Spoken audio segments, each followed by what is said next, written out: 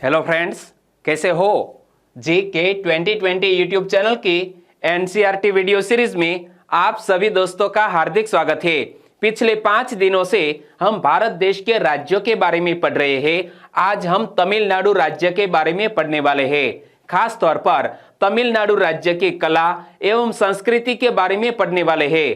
तो इस वीडियो में आप लास्ट तक बने रहिए। लास्ट में कमेंट सेक्शन में जरूर बताना कि आपको यह वीडियो कैसा लगा। सबसे पहले तो भारत के इस मैप में देखो कि तमिलनाडु राज्य कहां पर है।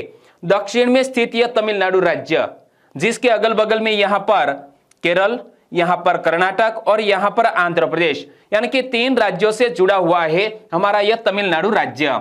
और तमिलनाडु राज्य के बारे में दोस्तों कुछ महत्वपूर्ण धार्मिक स्थान, कुछ महत्वपूर्ण शहर की बात करेंगे जो एग्जामिनेशन के पॉइंट ऑफ व्यू से मोस्ट आईएमपी है। चलिए सबसे पहले बात करते हैं तमिलनाडु की कैपिटल चेन्नई की। चेन्नई तमिलनाडु की राजधानी है। यह दक्षिण भारत का एक मुख्य व्यावसायिक केंद्र है। क्या यह चेन्नई तमिलनाडु की कैपिटल है, दक्षिण भारत का एक मुख्य व्यावसायिक केंद्र है। और यहाँ का मरीना बीच, ये देखिए इमेज में, यहाँ का जो मरीना बीच है जो दुनिया का दूसरा सबसे बड़ा समुद्री तट है और यह 11 किलोमीटर दूर तक फैला है। कितने? 11 किलोमीटर दूर तक फैला है यह समुद्री तट, जिसका नाम है मरीना बीच। एक बार फिर से देख लो कि चेन्नई तमिलनाडु की राजधानी, दक्षिण भारत का एक मुख्य व्यावसायिक केंद्र चेन्नई और यहाँ का मरीना बीच दुनिया का दूसरा सबसे बड़ा समुद्री तट है और यह 11 किलोमीटर दूर तक फैला है। और इसके अलावा चेन्नई में क्या क्या देखने लायक है तो सेंट जॉर्ज किला, Saint Thomas basilica, Saint Mary's church, Saint George church, Kapaleeshwar मंदिर, श्री पार्थ सारथी मंदिर, संग्रहालय, आर्ट गैलरी, काल क्षेत्र आदि यहाँ के दर्शनीय स्थान है। इसके अलावा अन्ना जूलॉजिकल पार्क, वल्लुवर कोट्टम, गुंडी नेशनल पार्क पर्यटकों को आकर्षित करते हैं। यह सभी महत्वपूर्ण दर्शनीय स्थान दोस्तों चेन्नई के आसपास में स्थित है। एक बार फिर से देख लो कि सेंट जॉर्ज किला, Saint Thomas basilica, Saint Mary's church, Saint George church, Kapaleeshwar मंदिर, श्री पार्थ सारथी मंदिर, संग्रहालय, आर्ट गैलरी, काल क्षेत्र आदि यहाँ के दर्शनीय स्थान है। इसके अलावा अन्ना जूलॉजिकल पार्क, वल्लुवर कोट्टम, गुंडी नेशनल पार्क पर्यटकों को आकर्षित करते हैं। और दोस्तों जो इंफॉर्मेशन मैंने आपको बताई, इनसे रिलेटेड कुछ क्वेश्चन आपकी स्क्रीन पर है और आपको भी तो पता चले कि आपने कितना याद रखा है। चलिए बताइए, चेन्नई निम्न में से किस राज्य की राजधानी है? ये रहा चेन्नई। चेन्नई किस राज्य की राजधानी है? तमिलनाडु राज्य की राजधानी है। बहुत बढ़िया, सिंपल सा क्वेश्चन था। चलिए इस क्वेश्चन का आंसर दीजिए और मुझे भी तो पता चले कि आपका यहाँ 100% ध्यान है या नहीं। निम्नलिखित कथनों में से कौन सा कथन सही है? और इसी पैटर्न के क्वेश्चन क्लास 1-2 के एग्जामिनेशन में पूछे जाने लगे हैं और यहाँ हमें पता लगाना है कौन सा कथन सही है। तो दोनों कथन को ध्यान से पढ़ते हैं। दुनिया का दूसरा सबसे बड़ा समुद्र तट किस राज्य में स्थित है? तो यह किस राज्य में? तमिलनाडु राज्य में स्थित है। और यहां दोस्तों किस राज्य में नहीं, बल्कि यहां ऑप्शन में तमिलनाडु लिखना चाहिए। क्या? तमिलनाडु राज्य में स्थित है, तो ही यह सेंटेंस सही बनेगा। और यह 11 किलोमीटर दूर तक फैला है, बिल्कुल सही बात। यानी कि इस क्वेश्चन के जो 2 सेंटेंस है वो बिल्कुल सही। तो हमारा आंसर बन जाता है ऑप्शन सी, 1 और 2 दोनों। चलिए आगे बात करें तो गुंडी नेशनल पार्क किस राज्य में स्थित है? क्या यह गुंडी नेशनल पार्क किस राज्य में स्थित है? इंडियन जियोग्राफी की दृष्टि से ऐसा क्वेश्चन एग्जामिनेशन में पूछा जा सकता है। तो याद रखो, गुंडी नेशनल पार्क किस राज्य में? तमिलनाडु राज्य में स्थित है। कांचीपुरम की बात करें, तमिलनाडु का एक महत्वपूर्ण शहर कांचीपुरम 1000 मंदिरों का शहर माना जाता है। क्या? यह कांचीपुरम 1000 मंदिरों का शहर माना जाता है। यहाँ का रेशम प्रसिद्ध है। एक और क्वेश्चन बन सकता है कि कहाँ का रेशम प्रसिद्ध है? तो कांचीपुरम का रेशम प्रसिद्ध है। कैलाशनाथ मंदिर, वैकुंडा पेरुमाल मंदिर, 9 हेक्टेयर पर बसा एकंबरनाथ मंदिर, कामाक्षी अम्मन मंदिर, अर्धनारीश्वरार, 57 मीटर ऊंचा राजगोपुरम और 2500 साल पुराना आम का पेड़। कितना? बाप रे, 2500 यानी कि 2500 साल पुराना आम का पेड़ यहाँ का आकर्षण है। एक बार फिर से देख लो कि कांचीपुरम 1000 मंदिरों का शहर माना जाता है। यहाँ का रेशम प्रसिद्ध है। कैलाशनाथ मंदिर, वैकुंडा पेरुमाल मंदिर, 9 हेक्टेयर पर बसा एकंबरनाथ मंदिर, कामाक्षी अम्मन मंदिर, अर्धनारीश्वरार, 57 मीटर ऊंचा राजगोपुरम और 2500 साल पुराना आम का पेड़ यहाँ का आकर्षण है। कहाँ का? कांचीपुरम का। चलिए आंसर दीजिए। 1000 मंदिरों का शहर किसे माना जाता है? 1000 मंदिरों का शहर किसे माना जाता है? हमने किसकी बात की? कांचीपुरम। कांचीपुरम को 1000 मंदिरों का शहर माना जाता है। और 2500 साल पुराना आम का पेड़ कहाँ का आकर्षण है? 2500 साल पुराना आम का पेड़ वो भी कांचीपुरम का आकर्षण है। सही आंसर है ऑप्शन बी। चलिए कन्याकुमारी की बात करें। कन्याकुमारी को कैप कॉमरिन भी कहा जाता है।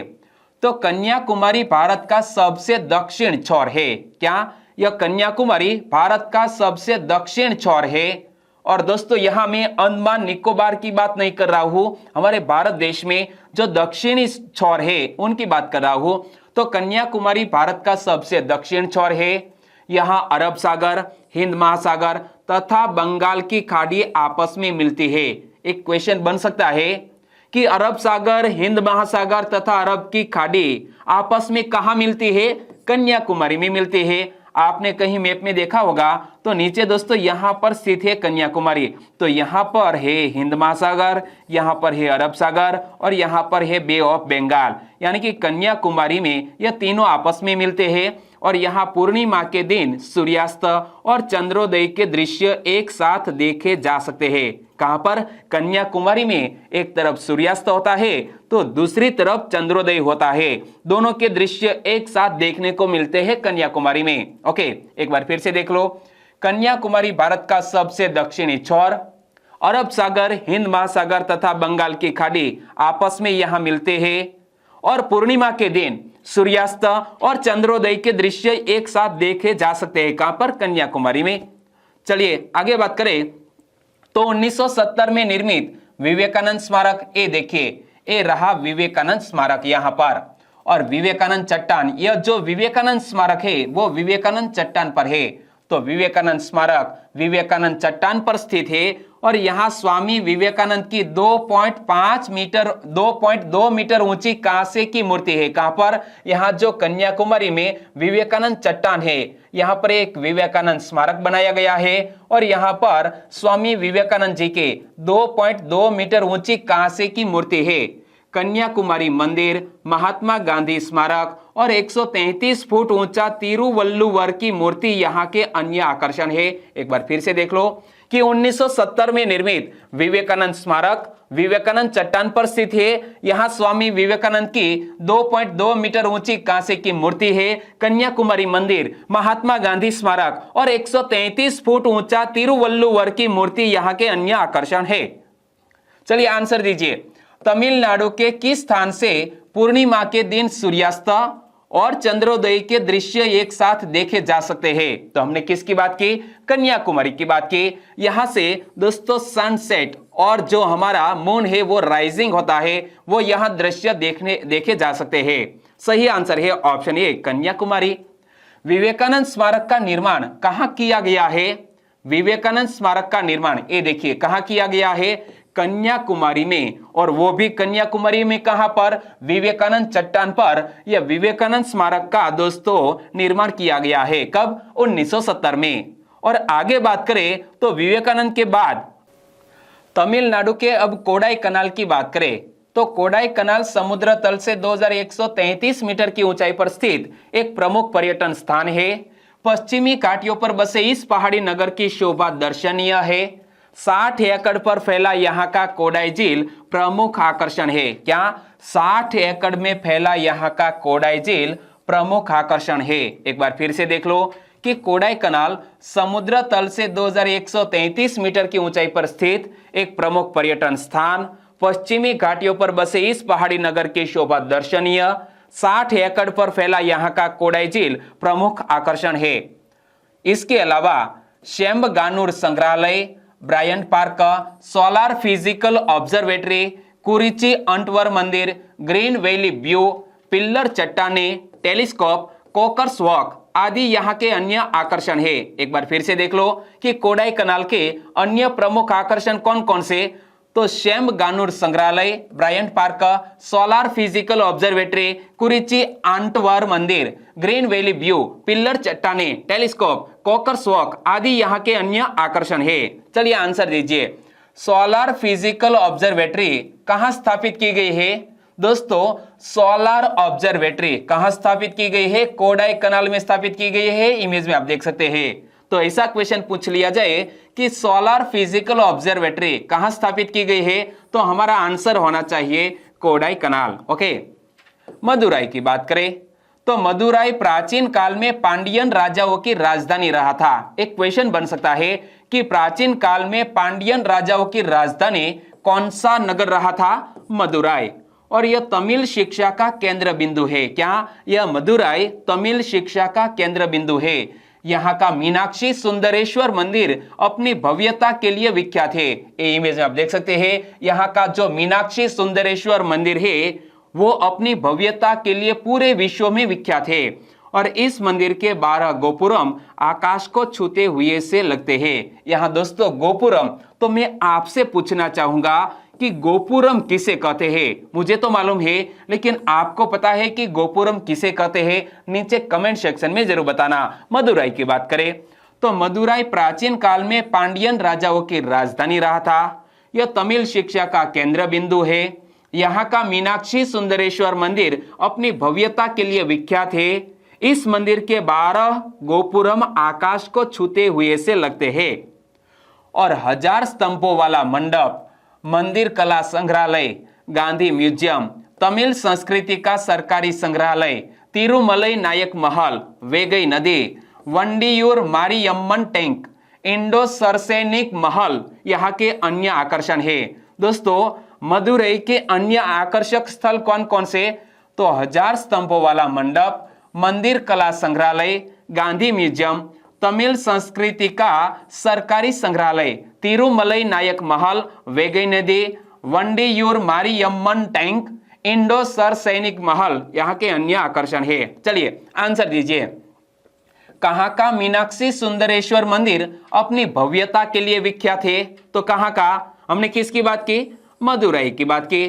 तो मदुराई का मीनाक्षी सुंदरेश्वर मंदिर अपनी भव्यता के लिए विख्यात है।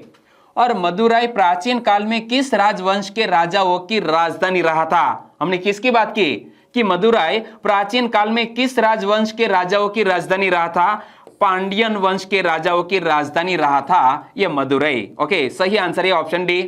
महाबलीपुरम की बात करें तो महाबलीपुरम बंगाल की खाड़ी के किनारे स्थित है। कहां पर? महाबलीपुरम तमिलनाडु में बंगाल की खाड़ी के किनारे स्थित है। और यह शिल्प व चित्रकला का अनुपम नमूना है। इमेज आप देख सकते हैं। और यहाँ के गुफा मंदिर शिल्प व कला के भंडार है। पाषाण को तराश कर रथों की आकृति में गढ़े गए मंदिर देखने योग्य है। क्या यह पाषाण को तराश कर रथों की आकृति में गढ़े गए मंदिर देखने योग्य है महाबलीपुरम में? और यहाँ कुल 5 रथ मंदिर है। ऐसा क्वेश्चन पूछ लिया जाए कि दक्षिण के किस राज्य में 5 रथ मंदिर है? तो तमिलनाडु में। लेकिन तमिलनाडु में कहां पर? महाबलीपुरम में। और इसके अलावा तटीय मंदिर, बाघ गुफा, म्यूजियम, समुद्र तट आदि यहाँ के अन्य आकर्षण है। एक बार फिर से देख लो कि महाबलीपुरम आप घूमना जाओ तो आपको क्या क्या देखना चाहिए। पहले तो याद रखो कि महाबलीपुरम बंगाल की खाड़ी के किनारे स्थित है। यह शिल्प व चित्रकला का अनुपम नमूना है। यहाँ के गुफा मंदिर शिल्प व कला के भंडार है। पाषाण को तराश कर रथों की आकृति में गढ़े गए मंदिर देखने योग्य है। यहाँ कुल 5 रथ मंदिर है। तटीय मंदिर, बाघ गुफा, म्यूजियम, समुद्र तट आदि यहाँ के अन्य आकर्षण है। चलिए आंसर दीजिए। निम्न में से किस स्थान पर कुल 5 रथ मंदिर है? तो हमने किसकी बात की? महाबलीपुरम। महाबलीपुरम में कुल 5 रथ मंदिर है। कितने? 5। और ऊटी यानी कि उद्गमंडलम की बात करें, ऊटी यानी कि उद्गमंडलम नीलगिरी की पहाड़ियों में बसा ऊटी पर्वतीय पर्यटन स्थानों में अपनी सुंदरता और मनोरमता के लिए प्रसिद्ध है। ये देखिए कितना सुहावना और खूबसूरत नजारा है ऊटी का। तो नीलगिरी की पहाड़ियों में बसा ऊटी पर्वतीय पर्यटन स्थानों में अपनी सुंदरता और मनोरमता के लिए प्रसिद्ध है। यहाँ के बोटनिकल गार्डन में अनेकों पेड़ पौधे हैं और रोज गार्डन में 1900 प्रकार के गुलाब है। कितने? बाप रे, रोज गार्डन में 1900 प्रकार के गुलाब है। हमारे घर तो सिर्फ एक ही प्रकार का गुलाब है। चलिए एक बार फिर से देख लो कि नीलगिरी की पहाड़ियों में बसा ऊटी पर्वतीय पर्यटन स्थानों में अपनी सुंदरता और मनोरमता के लिए प्रसिद्ध है। यहाँ के बोटनिकल गार्डन में अनेकों पेड़ पौधे हैं। रोज गार्डन में 1900 प्रकार के गुलाब है। और यहाँ 1824 में बनाए गए झील में पर्यटक नौका विहार और हाउस बोट का आनंद उठा सकते हैं। दोस्तों हाउस बोट की बात आती है तो आपको जम्मू कश्मीर याद आता है, लेकिन दक्षिण में तमिलनाडु में भी दोस्तों यहाँ लोग हाउस बोट का आनंद उठा सकते हैं। तो याद रखो यहाँ 1824 में बनाए गए झील में पर्यटक नौका विहार और हाउस बोट का आनंद उठा सकते हैं। डियर पार्क, डोडा बेट्टा चोटी, सरकारी संग्रहालय, आर्ट गैलरी, कलहाटी झरना, सेंट स्टीफनसन चर्च और छतरी पेड़ यहाँ के मुख्य आकर्षण है। मेट्टुपालयम में एक अम्यूजमेंट पार्क भी है। एक बार फिर से देख लो कि 1824 में बनाए गए झील में पर्यटक नौका विहार और हाउस बोट का आनंद उठा सकते हैं। इसके अलावा यहाँ देखने लायक स्थलों में डियर पार्क, डोडा बेट्टा चोटी, सरकारी संग्रहालय, आर्ट गैलरी, कलहाटी झरना, सेंट स्टीफन्स चर्च और छतरी पेड़ यहाँ के मुख्य आकर्षण है। मेट्टुपालयम में एक अम्यूजमेंट पार्क भी है। चलिए आंसर दीजिए कि कहां बनाए गए रोज गार्डन में 1900 प्रकार के गुलाब है। कितने? 1900 प्रकार के गुलाब है। कहां पर? ऊटी में। सही आंसर है ऑप्शन डी। रामेश्वरम की बात करें तो रामेश्वरम दक्षिण का वाराणसी माना जाता है। क्या? यह रामेश्वरम को दक्षिण का वाराणसी यानी कि काशी माना जाता है। रामेश्वरम भारतीय उपमहाद्वीप के दक्षिणी पूर्वी समुद्री तट पर पाक जलडमरू मध्य के द्वीप पर स्थित रामेश्वरम रेल तथा सड़क मार्ग से जुड़ा हुआ है और धनुषकोडी में स्नान करना पवित्र माना जाता है। एक बार फिर से देख लो, क्योंकि दोस्तों हिंदू धर्म के लिहाज से रामेश्वरम का बहुत बड़ा महत्व है, क्योंकि यहाँ ऐसा माना जाता है कि भगवान राम ने शिव की लिंग को यहाँ स्थापित किया था। ओके, तो रामेश्वरम दक्षिण का वाराणसी माना जाता है। रामेश्वरम भारतीय उपमहाद्वीप के दक्षिणी पूर्वी समुद्री तट पर पाक जल डमरू मध्य के द्वीप पर स्थित रामेश्वरम रेल तथा सड़क मार्ग से जुड़ा हुआ है। धनुषकोडी में स्नान करना पवित्र माना जाता है। और रामनाथ स्वामी मंदिर में विश्व का सबसे बड़ा गलियारा है और ये 53.6 मीटर ऊंचा गोपुरम है। कोथांडा रामस्वामी मंदिर, गंधमादन पर्वत, कुरुसुदाई द्वीप, आदमपुल, प्रवाल भित्ति, समुद्र तट आदि मुख्य आकर्षण है। दोस्तों हम बात कर रहे हैं रामेश्वरम की, तो रामेश्वरम में अन्य भी दर्शनीय स्थल है। उनकी बात करें तो रामनाथ स्वामी मंदिर में विश्व का सबसे बड़ा गलियारा है और 53.6 मीटर ऊंचा गोपुरम है। कोथांडा रामस्वामी मंदिर, गंधमादन पर्वत, कुरुसुदाई द्वीप, आदमपुल, प्रवाल भित्ति, समुद्र तट आदि मुख्य आकर्षण है। चलिए आंसर दीजिए, निम्न में से किस शहर को दक्षिण का वाराणसी माना जाता है? दक्षिण का वाराणसी माना जाता है रामेश्वरम को। किसको? रामेश्वरम को। सही आंसर है ऑप्शन बी। और तंजावुर की बात करें, तंजावुर चोल राज्य की राजधानी थी। यहां से एक क्वेश्चन बन सकता है कि चोल राज्य की राजधानी का नाम क्या है? तंजावुर। और इसका इतिहास बड़ा ही भव्य है। यहाँ का बृहदीश्वर मंदिर महत्वपूर्ण है, जिसका निर्माण राजराज प्रथम ने करवाया था। दोस्तों यहाँ से दो मोस्ट आईएमपी क्वेश्चन बन सकते हैं कि बृहदीश्वर मंदिर कहां पर स्थित है? तंजावुर में। और यह बृहदीश्वर मंदिर का निर्माण किसने करवाया था? राजराज प्रथम ने करवाया था। इसकी ऊंचाई 66.5 मीटर है। यहाँ के महल में स्थित संगीता महल, आर्ट गैलरी और सरस्वती महल पुस्तकालय विश्व प्रसिद्ध है। इसमें असंख्य अनुपलब्ध पांडुलिपियां का भंडार भी है। क्या? पांडुलिपियों का भंडार भी इस पुस्तकालय में, इस लाइब्रेरी में स्थित है। एक बार फिर से देख लो कि तंजावुर बोले तो चोल राज्य की राजधानी, इसका इतिहास बड़ा ही भव्य। यहाँ का बृहदीश्वर मंदिर महत्वपूर्ण, जिसका निर्माण किसने करवाया था? राजराज प्रथम ने। और यह मंदिर की ऊंचाई 66.5 मीटर है। और यहाँ के महल में स्थित संगीता महल, आर्ट गैलरी, सरस्वती महल पुस्तकालय विश्व प्रसिद्ध है और इसमें असंख्य अनुपलब्ध पांडुलिपियों का भंडार भी है। चलिए आंसर दीजिए, तंजावुर किस राज्य की राजधानी थी? तंजावुर किस राज्य की राजधानी थी? चोल राज्य की राजधानी थी। और हमने जिक्र किया कि तंजावुर चोल राज्य की राजधानी थी, तो सही आंसर बन जाता है ऑप्शन ए। और बृहदीश्वर मंदिर का निर्माण किसने करवाया था? ऐसा क्वेश्चन पूछ लिया जाए तो बृहदीश्वर मंदिर का निर्माण किसने करवाया था? राजराज प्रथम ने करवाया था। और तिरुचिरापल्ली की बात करें तो चोल, पल्लव और पांड्य राजाओं के समय में यह नगर राजनीति का अखाड़ा था। क्या? यह तिरुचिरापल्ली चोल, पल्लव और पांड्य राजाओं के समय में यह नगर राजनीति का अखाड़ा था। श्रीरंगम में स्थित 13वीं सदी के मंदिर के 21 गोपुरम है और कावेरी नदी के एक द्वीप स्थित है। चट्टानी किला मंदिर यहाँ का मुख्य सीमा चिन्ह है। श्री जम्बुकेश्वरा मंदिर, नत्थरवाला दरगाह, म्यूजियम, प्राचीन गिरिजाघर और शमशान मुख्य आकर्षण है। एक बार फिर से देख लो कि तिरुचिरापल्ली में क्या क्या देखने लायक है। तो पहले तो याद रख लेना चाहिए कि चोल, पल्लव और पांड्य राजाओं के समय में यह नगर राजनीति का अखाड़ा था। श्रीरंगम में स्थित 13वीं सदी के मंदिर के 21 गोपुरम है और कावेरी नदी के एक द्वीप में स्थित है। चट्टानी किला मंदिर यहाँ का मुख्य सीमा चिन्ह, श्री जम्बुकेश्वरा मंदिर, नत्थरवाला दरगाह, म्यूजियम, प्राचीन गिरिजाघर और शमशान मुख्य आकर्षण है। चलिए आंसर दीजिए, चोल, पल्लव और पांड्य राजाओं के समय में कौन सा नगर राजनीति का अखाड़ा था? तिरुचिरापल्ली। क्या? तिरुचिरापल्ली यह चोल, पल्लव और पांड्य राजाओं के समय में राजनीति का अखाड़ा था। मामल्लपुरम की बात करें तो पल्लव नरेश नरसिंह वर्मन द्वारा चेन्नई से लगभग 48 किमी दूर स्थापित यह स्थल वर्तमान में महाबलीपुरम के नाम से विख्यात है।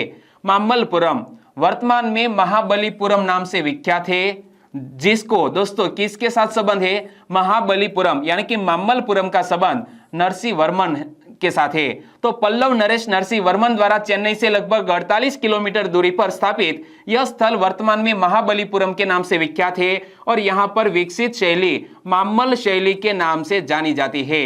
हमें यह याद रख लेना है कि मामल्लपुरम किसने स्थापित किया था? तो नरसिंह वर्मन ने स्थापित किया था।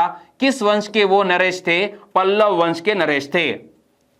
और पल्लव मंदिर निर्माण कला का सुंदरतम उदाहरण नरसिंह वर्मन द्वितीय द्वारा बनवाया गया यहाँ का शोर मंदिर है। इमेज में आप देख सकते हैं। और मामल्लपुरम अपनी स्थापत्य कला के लिए प्रसिद्ध है। एक बार फिर से देख लो कि पल्लव नरेश नरसिंह वर्मन द्वारा चेन्नई से लगभग 48 किलोमीटर दूर स्थापित यह स्थल वर्तमान में महाबलीपुरम नाम से विख्यात और यहाँ पर विकसित शैली है मामल्ल शैली। ओके। और पल्लव मंदिर निर्माण कला का सुंदरतम उदाहरण नरसिंह वर्मन द्वितीय द्वारा बनवाया गया यहाँ का यह शोर मंदिर है। मामल्लपुरम अपनी स्थापत्य कला के लिए पूरे विश्व में विख्यात था। चलिए आंसर दीजिए, प्राचीन कला में मामल्लपुरम नाम से प्रसिद्ध शहर का वर्तमान नाम क्या है? प्राचीन काल में मामल्लपुरम नाम से जो प्रसिद्ध शहर था इसका वर्तमान नाम है महाबलीपुरम। क्या? महाबलीपुरम। चिदम्बरम की बात करें तो चेन्नई के दक्षिण में स्थित यह नगर चोलों की राजधानी रहे थे। क्या? यह चिदम्बरम चोलों की राजधानी रहे थे और यह नगर नटराज मंदिर तथा चोल कालीन स्थापत्य कला के लिए प्रसिद्ध है। चिदम्बरम मंदिर में नटराज के 108 नृत्यों का अंकन हुआ है। एक बार फिर से देख लो कि चेन्नई के दक्षिण में स्थित यह नगर चोलों की राजधानी रही थी। यह नगर नटराज मंदिर तथा चोल कालीन स्थापत्य कला के लिए प्रसिद्ध है। चिदम्बरम मंदिर में नटराज के 108 नृत्यों का अंकन हुआ है। आंसर दीजिए, कहां के मंदिर में नटराज के 108 नृत्यों का अंकन हुआ है? तो चिदम्बरम में। कहां पर? चिदम्बरम के एक मंदिर में नटराज के 108 नृत्यों का अंकन हुआ है। गंगईकोंडचोलपुरम की बात करें, गंगईकोंडचोलपुरम तमिलनाडु राज्य के त्रिचन्नापल्ली जिले में स्थित यह स्थान चोल वंश की शक्तिशाली राजा राजेंद्र प्रथम की राजधानी थी। क्या? यह गंगईकोंडचोलपुरम किसकी राजधानी थी? एक शक्तिशाली राजा जिसका नाम है राजेंद्र प्रथम।